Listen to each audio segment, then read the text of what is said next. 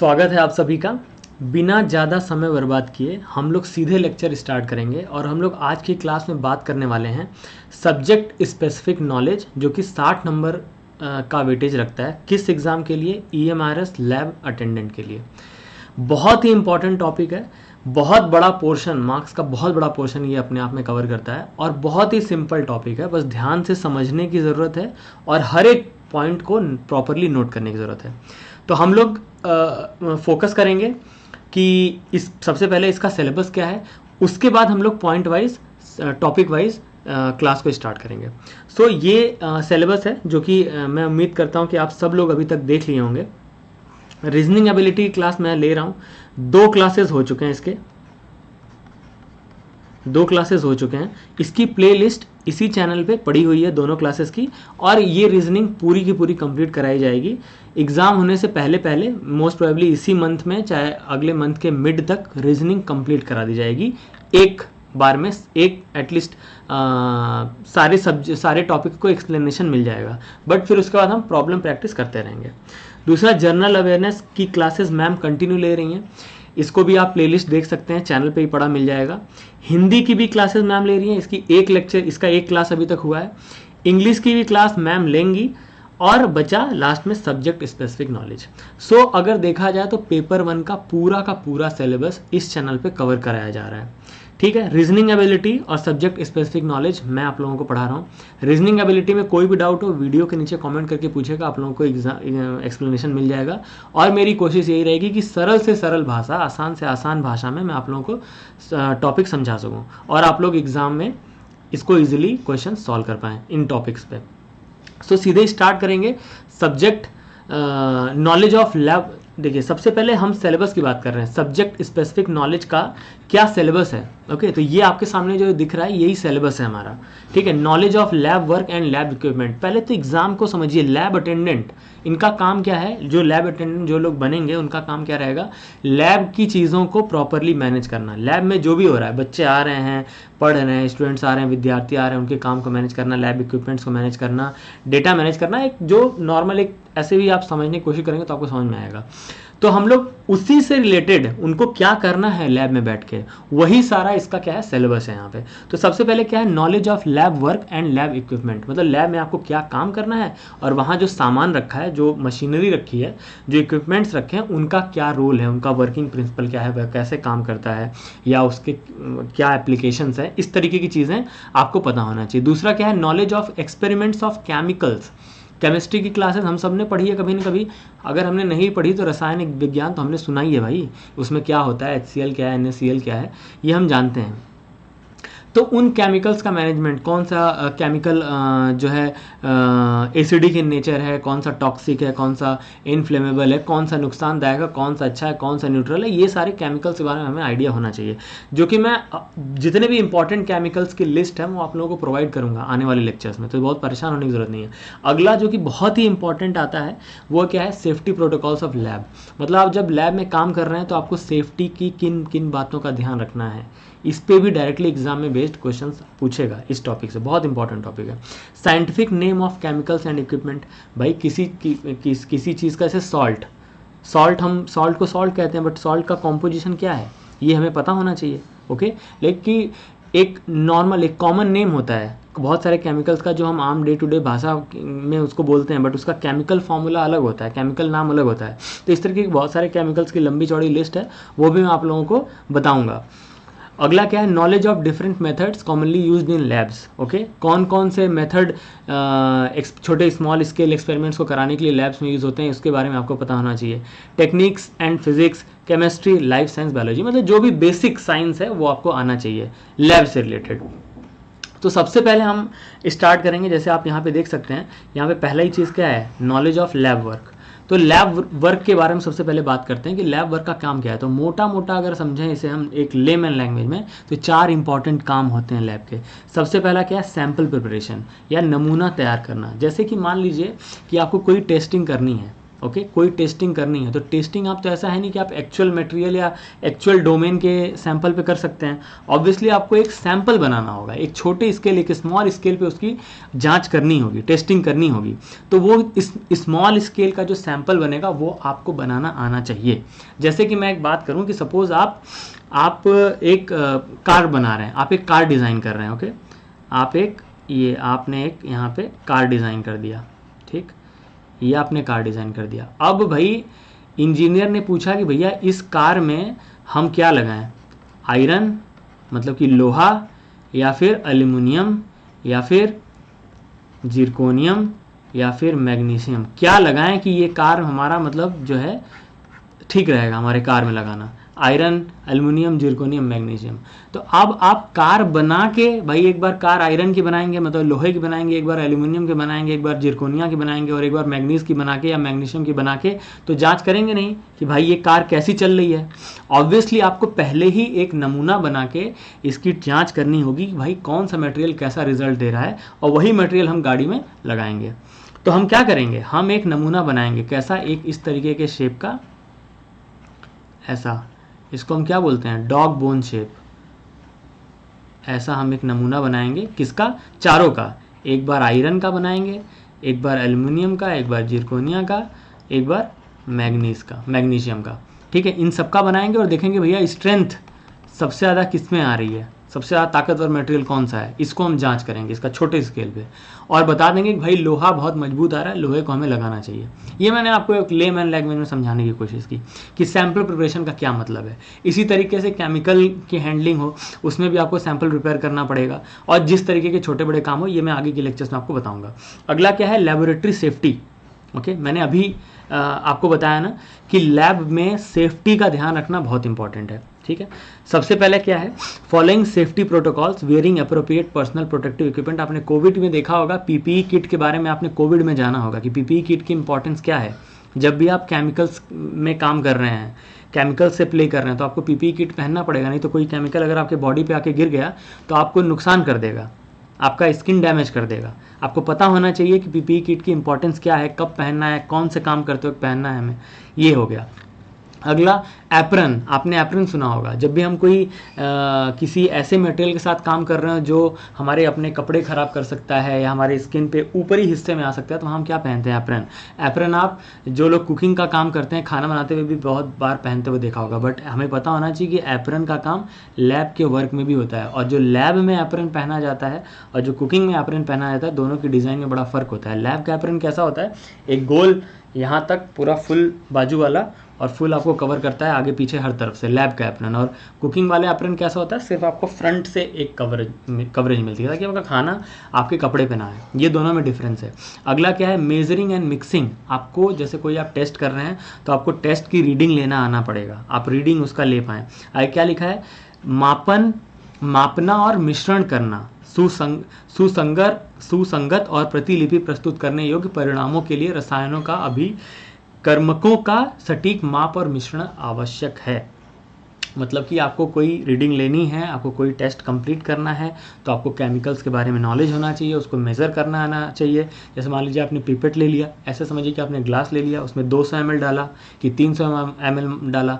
मान लो वहाँ पे प्रोफेसर आए, टीचर आए, आपको बोले भैया 200 ml HCl लेके आइए आप, ठीक है, 200 ml HCl लेके आइए आप, तो आपको 200 ml HCl मापना आना चाहिए, ठीक है। ये है क्या, मेजरिंग एंड मिक्सिंग, ठीक है, या मापना और मिश्रण करना, ठीक है। हमने क्या कर लिया, प्रयोगशाला सुरक्षा के बारे में बात कर ली। अगला क्या है, डेटा रिकॉर्डिंग एंड विश्लेषण। बहुत इंपॉर्टेंट चीज़ है। आप कोई भी रिसर्च वर्क, कोई भी एक्सपेरिमेंट वर्क आप कर रहे हो तो उसमें आपको डेटा रिकॉर्ड करना आना चाहिए। आपको ये पता होना चाहिए भाई हमें डेटा कैसे नोट करना है, डेटा हमें कौन से यूनिट में नोट करना है, ठीक है। जैसे मान लीजिए हमने वज़न किया, हमने वेट किया, ठीक है, वेट किया, तो अब हम उसे केजी में नोट करेंगे कि एमजी में नोट करेंगे, ठीक है, कि हम सिर्फ ग्राम में नोट करेंगे, ठीक है, ये हमें पता होना चाहिए। इसी तरीके से उनका जब आपने डेटा नोट कर लिया, आपने नमूना तैयार कर लिया, प्रयोगशाला आपने सारे टेस्ट पूरे कर लिए, लेकिन अब आपको ये पता होना चाहिए कि हमें उसका विश्लेषण कैसे करना है, उसका एनालाइज करना है, एनालिसिस कैसे करना है। हमें ये भी तो बताना है भाई कौन सा डेटा है, कौन सा डेटा अच्छा है, कौन सा बुरा है। जैसे मैंने ऊपर वाले एग्जाम्पल में आपको भी बताया ना कि एक कार के लिए हम 4 मटेरियल के बारे में हमसे पूछा गया कि आप आयरन यूज़ करेंगे कि एल्युमिनियम, जिरकोनियम या फिर मैग्नीज या मैग्नीशियम। ठीक है, तो हमने क्या कहा, हमने पहले उसका ये नमूना बनाया, ये स्पेसिमेन बना के टेस्टिंग की। अब टेस्टिंग करके हमने क्या किया, डेटा रिकॉर्ड कर लिया। डेटा रिकॉर्ड करने के बाद हमें उसका विश्लेषण करके बताना होगा ना कि भाई ये लोहा सबसे अच्छा है। तो हमने कैसे बताया, विश्लेषण करके बताया। ये मैं आपको आगे और डिटेल में बताऊंगा। अब देखिए, सबसे पहले ये जो आपका टॉपिक है लेबोरेटरी सेफ्टी लेबोरेटरी सेफ्टी, इसी में आती है ये 4 चीज़ें। आपको सिंबल्स के बारे में पता होना चाहिए कि कौन सा सिंबल क्या कहता है। लैब के अंदर कई बार सिर्फ सिंबल बने होते हैं, ठीक है, और आपको सिंबल देख के आइडेंटिफाई कर लेना पड़ेगा कि भाई ये सिंबल क्या कह रहा है। ठीक है, जैसे ये देखिए, ये इस तरीके का सिंबल अगर बना हो तो ये क्या बताता है कि वहाँ जो भी मटेरियल है, वहाँ का जो इन्वायरमेंट है वो कैसा है, रेडियो एक्टिव है, वहाँ से रेडिएशन निकल रहा है। न्यूक्लियर मटेरियल जैसे होते हैं वो रेडियो एक्टिव मटेरियल्स होते हैं, जैसे कि यूरेनियम आप एग्जांपल के तौर पे। अगला क्या है कि ये किस चीज़ का सिंबल है, बायोलॉजिकल सैंपल है। ठीक है, ये बायोलॉजिकल सैंपल का सिंबल है। ये क्या है, इस किसी केमिकल के ऊपर अगर इस तरीके का सिंबल बना हुआ, दैट मीन्स व्हाट कि वो केमिकल कैसा है, पॉइजनस है। आपको उसे किसी तरीके से इनहेल नहीं करना है या किसी को इनहेल नहीं करने देना है, वरना उससे जान जा सकती है। ये क्या है, चौथा हमारा क्या है, कोरोजिव है। इस तरीके का अगर हमारा सिंबल बना हुआ है, दैट मीन्स कि वो क्या बता रहा है कि कोरोजिव है। जैसे आयरन क्या है, कोरोजन, जंग लगना, रस्टिंग, ये क्या है, कोरोजन है। तो आपको किसी केमिकल के ऊपर अगर ये सिंबल बना हुआ है तो बस ये सिंबल देख के समझ जाना है कि भाई कोरोजन है। एग्जाम में आपसे सवाल पूछ सकता है डायरेक्टली ये सिंबल दिखा के कि भाई बताइए ये सिंबल क्या बताता है, ये सिंबल क्या कहता है। मान लीजिए यही चारों एग्जाम्पल दे दिया, इस तरीके से सवाल पूछ दिया कि नीचे दिए गए ऑप्शंस में कौन सा सिंबल यह बताता है कि केमिकल पॉइजनस है। ठीक है, और ये चारों सिंबल बता दिया। ठीक है, which of the following symbol shows that the chemical is poisonous. ठीक है, पहले में दे दिया क्या, ये रेडिएशन वाला सिंबल बना दिया, दूसरे में बायोलॉजिकल वाला, तीसरे में ये वाला और चौथे में कोरोजिव। अब आपको पता होना चाहिए भाई हमारा पॉइजनस ये है। इस तरीके से सवाल पूछेगा। आगे आते हैं, इसी चीज़ को, इसी चेन को मैं आगे बढ़ाते हुए आप लोगों के लिए और सारे सिंबल्स यहाँ पे लेके आया हूँ। ये आप याद रखिए, ध्यान से वीडियो को पॉज करके इसको देख लीजिए। ठीक है, पहला क्या है, फ्लेमेबल। जिस देखिए आग जैसा बना हुआ है, कुछ देख रहे हैं, आग जैसा बना हुआ है, तो ये क्या है, फ्लेमेबल। फ्लेमेबल का मतलब क्या होता है, जो जल्दी से आग लग जाए जिसमें। जैसे पेट्रोल क्या है, एक फ्लेमेबल लिक्विड है। ठीक है, पेट्रोल हुआ, डीजल हुआ। ये क्या हुआ, एक्सप्लोजन रिस्क। ये देखिए कैसा है, बम के फटने के जैसा सिंबल बना हुआ है यहाँ पे, आप देख सकते हैं। क्या मतलब है कि वो एक्सप्लोड कर सकता है मटेरियल। TNT, ट्राई नाइट्रोटोल्यूइन या फिर RDX, ये सब कैसा है, एक्सप्लोजिव है। ठीक है, एक्सप्लोजन का रिस्क है। अगला क्या है, टॉक्सिक है। ठीक है, टॉक्सिक मतलब आपको हार्मफुल केमिकल है, नुकसान कर सकता है। अगला ये क्या है, कोरोजिव है। ये क्या है, ऑक्सीडाइजिंग है, ऑक्सीडाइज हो जाएगा। एल्यूमिनियम ऑक्सीडाइज होकर क्या बनाता है, एल्यूमिनियम ऑक्सीडाइज होकर क्या बनाता है, Al2O3। किसी भी सूत्र के आगे अगर O ऑक्सीजन लग गया तो दैट मीन्स वो ऑक्सीडाइज हो गया। ठीक है, Fe, आयरन ऑक्सीडाइज होकर क्या बनाता है, Fe2O3। और क्या बनाता है, एक और कंपोनेंट, एक और कंपाउंड बनाता है। ठीक है, ये आपको बताना है कमेंट में कि दूसरा कंपाउंड क्या है। ठीक है, FeO। अच्छा, अगला क्या है, हैजार्डस टू द इन्वायरमेंट। देखिए यहाँ पे एक पेड़ बना हुआ है और यहाँ पे कुछ एक और ये सिंबल बना हुआ है, दैट मीन्स व्हाट कि ये हैजार्डस है। अगला क्या है, इरिटेंट है, मतलब कि आपको इचिंग, एक स्किन पे मतलब प्रॉब्लम कर सकता है। तो ये आपको आइडेंटिफाई होना चाहिए कि ये सिंबल्स क्या कह रहे हैं। ये मैंने 4 सिंबल्स यहाँ बताएं, 4 पीछे बताएं, लगभग 11-12 सिंबल्स हैं। एकदम पॉज करके आप ध्यान से देख लीजिए कौन सा सिंबल क्या कहता है। आगे देखिए, हम आते हैं लैब इक्विपमेंट्स में। हमारे देखिए सिलेबस में आगे पहले क्या था, यहाँ देखिए हमारे सिलेबस में क्या था, नॉलेज ऑफ लैब वर्क, ये मैंने आपको पहली स्लाइड में बताया। और दूसरा क्या है, लैब इक्विपमेंट। अब हम लैब इक्विपमेंट्स के बारे में बात करने जा रहे हैं। ठीक है, सबसे पहले देखिए 4 इंपॉर्टेंट चीज़ें हैं लैब इक्विपमेंट में। वैसे बहुत सारी चीज़ें हैं, बट इस क्लास में हम इन 4 चीज़ों के बारे में बात करेंगे। ठीक है, सबसे पहला क्या है, सूक्ष्मदर्शी। दूसरा क्या है, सेंट्रीफ्यूज। तीसरा क्या है, स्पेक्ट्रोफोटोमीटर्स, चौथा क्या है, ऑक्टोक्लेव्स। ठीक है, इन चारों चीज़ों की बात करेंगे डिटेल में। तो इस लेक्चर के ख़त्म होने के बाद इन 4 चीज़ों को तो आप ध्यान से आपको पता चल जाना चाहिए आज। और अगर कुछ ना समझ में आए, कहीं भी कुछ दिक्कत आए तो कमेंट करके जरूर पूछेगा, मैं 100% आप लोगों को रिप्लाई दूंगा। ठीक है, अब देखिए ये है ऑप्टिकल माइक्रोस्कोप। ठीक है, सूक्ष्मदर्शी का उपयोग विस्तृत जांच के लिए छोटी वस्तुओं या जीवों को बड़ा करने के लिए किया जाता है। प्रकारों में ऑप्टिकल, इलेक्ट्रॉन और कॉनफोकल माइक्रोस्कोप शामिल हैं। वहीं इंग्लिश में क्या लिखा है, microscopes are use to magnify small objects और organisms for detail examination. Type include optical, electron and confocal microscopes. देखिए जैसे कि जो चीज़ें आपकी आंखों से नहीं दिख रही हैं, नॉर्मल नंगी आंखों से नहीं दिख रही हैं, जैसे कि ये कोई सरफेस है। ठीक है, अब हमें ये सरफेस सफ़ेद ऐसा ही दिख रहा है, लेकिन जब हम इसे माइक्रोस्कोप में डाल के देखेंगे तो हमें ये ऑप्टिकल माइक्रोस्कोप में कैसा दिखेगा, इसमें यहाँ दिखेगा कुछ ये चीज़ें इसमें है, ऐसे छोटी छोटी चीज़ें। इसकी लेंथ कितनी होगी, इसका डायमेंशन क्या होगा, जो हमें नहीं दिखेगा, वो किस में होता है, माइक्रोन मीटर्स में। माइक्रोन मीटर्स की चीज़ें हमें नहीं दिखती हैं, हमें मिलीमीटर की चीज़ें तो दिखती हैं, बट माइक्रोन मीटर्स की चीज़ें नहीं दिखती हैं। ठीक है, हमारी आंखों में उतना रिजोल्यूशन नहीं होता है कि हम उसको अपनी खुली आंखों से, नंगी आंखों से देख सकें। दैट्स वाई हम ऑप्टिकल माइक्रोस्कोप यूज़ करते हैं। अब देखिए ऑप्टिकल माइक्रोस्कोप ये है।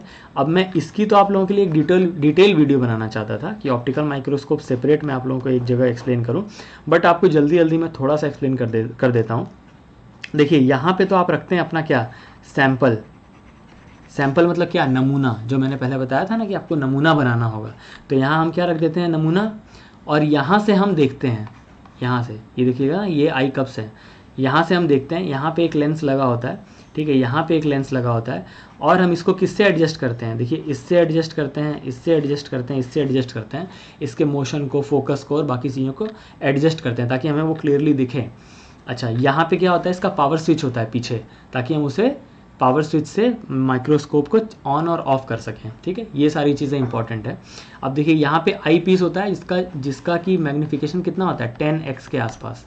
और यहाँ पे ऑब्जेक्टिव लेंस होते हैं जो कि अलग अलग मैग्नीफिकेशंस के होते हैं, जैसे कि 5x, 10x, ठीक है, 20x, 50x और 100x, इतना होता है ऑप्टिकल माइक्रोस्कोप में। बट आप देखिए ऑप्टिकल माइक्रोस्कोप की एक लिमिटेशन है, एक जगह पे जाके, एक पॉइंट पे जाके आप और ज़्यादा जूम करके नहीं देख सकते। जैसे मैंने यहाँ पे इस सफ़ेद सर्कल से जूम करके ये छोटी सी चीज़ देखी, बट इस छोटी सी चीज़ को अगर मुझे फर्दर जूम करके सिर्फ इस छोटी सी चीज़ को ऐसे देखना हो तो ऑप्टिकल माइक्रोस्कोप शायद नहीं देख पाएगा।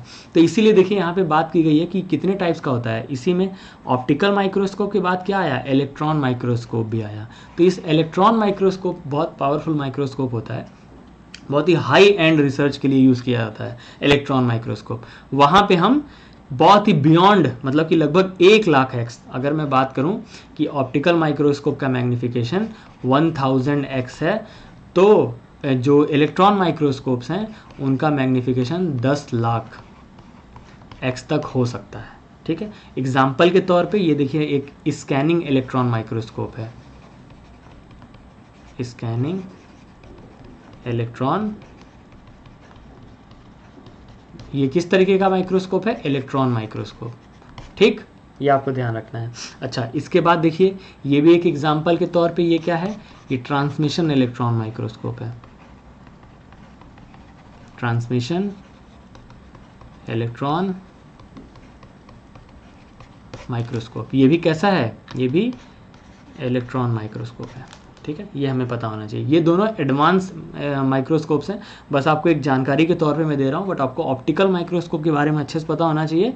ये दोनों SEM, स्कैनिंग इलेक्ट्रॉन माइक्रोस्कोप, और ट्रांसमिशन इलेक्ट्रॉन माइक्रोस्कोप, दोनों ये एडवांस लेवल के माइक्रोस्कोप्स हैं। अगला आते हैं सेंट्रीफ्यूजेस। ठीक है, सेंट्रीफ्यूज क्या होता है, centrifuges are use to separate components of a mixture based on their density by spinning at high speed. अब देखिए सेंट्रीफ्यूज में क्या होता है,